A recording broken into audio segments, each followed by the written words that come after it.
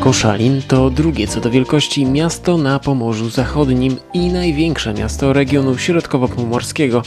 Centrum znajduje się około 11 km od Morza Bałtyckiego. Obszar miasta sięga południowego brzegu nadmorskiego i jeziora Jamno. W 1214 roku książę Bogusław II założył wieś Koszalin, ale dopiero w 1266 roku lokowano miasto na prawie lubeckim. Nabywając wieś Jamno, Koszalin uzyskał bezpośredni dostęp do morza, uczestnicząc intensywnie w następnych wiekach w handlu morskim jako członek Hanzy, co prowadziło również do zatargów z Kołobrzegiem i Darłowem. Jak wiele innych miast Pomorza, również Koszalin został znacznie zniszczony podczas ofensywy radzieckiej w 1945 roku. Po konferencji poczdamskiej miasto znalazło się w granicach Polski.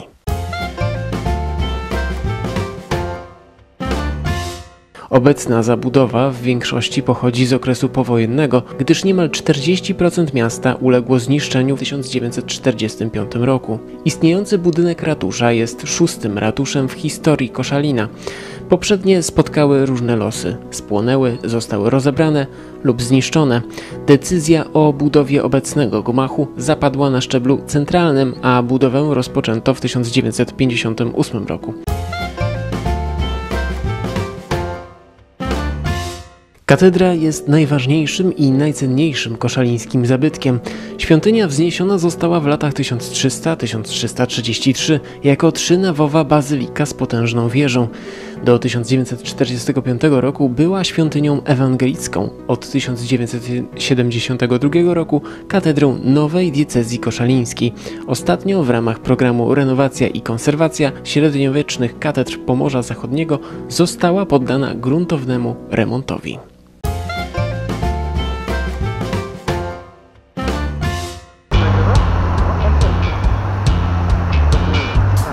Jesteśmy przed budynkiem poczty w Koszalinie.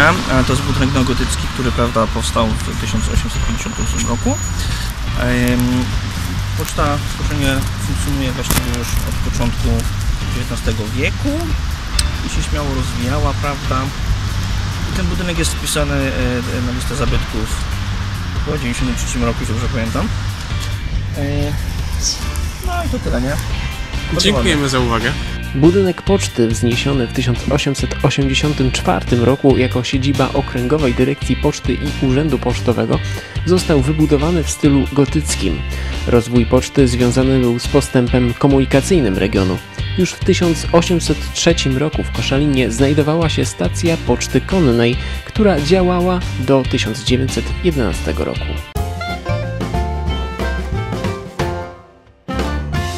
Park Książąt Pomorskich jest częścią zwartego pasa zieleni przebiegającego przez miasto. Powstawał etapami na początku XIX wieku. Ostateczny kształt otrzymał w latach 1933-1934, kiedy to dokonano rekonstrukcji dawnego stawu zamkowego i urządzono wysepkę dla łabędzi. Zbliżamy się do jednego z najbardziej znanych amfiteatrów w Polsce, amfiteatru w Koszalinie. A przed nami jeszcze rzeczka Dzierżęcinka, tak się ona nazywa, która niedawno dosyć miała czerwony kolor. Przekazuje, że ktoś wylewał jakąś substancję do niej.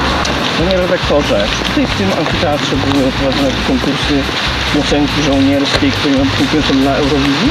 To nie ten amfiteatr, mój drogi. Konkurs piosenki żołnierskiej był organizowany w Kołobrzegu. Amfiteatr imienia Ignacego Jana Paderewskiego w Koszalinie wybudowano w 1973 roku dla odbywającego się tutaj festiwalu chórów polonijnych. Jest to największy kryty amfiteatr w Polsce, który może pomieścić 4,5 tysiąca osób.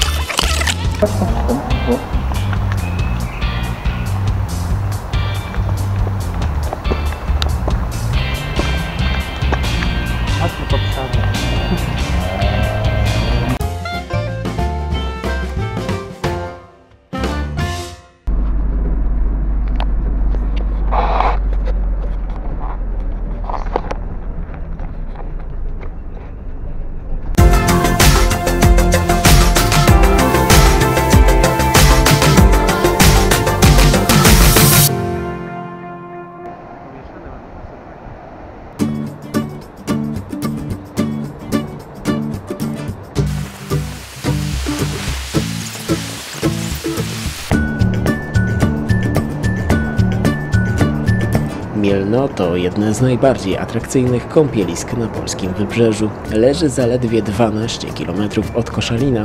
Największą atrakcją jest tutaj czysta i strzeżona plaża, wzdłuż której można spacerować promenadą.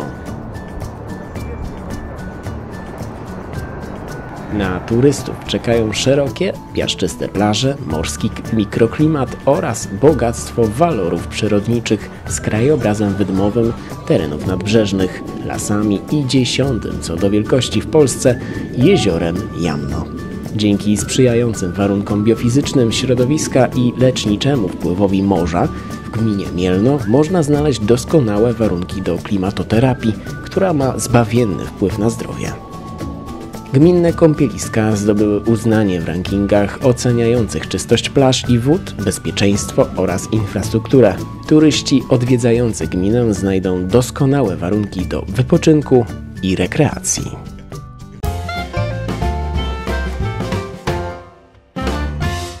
Koszalin jako cel turystycznych wędrówek urzeka historyczną atmosferą oraz fascynuje współczesnością.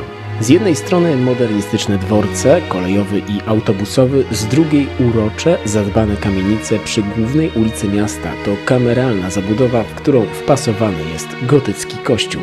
Koszalin to także miejsce wielu wydarzeń kulturalnych o randze międzynarodowej, ponadto ośrodek turystyki aktywnej i różnorodnych form rekreacji. A gdyby parki, lasy i jezioro nie wystarczyły, na wyciągnięcie ręki jest wybrzeże Bałtyku. Koszalin to miasto, w którym zawsze coś się dzieje.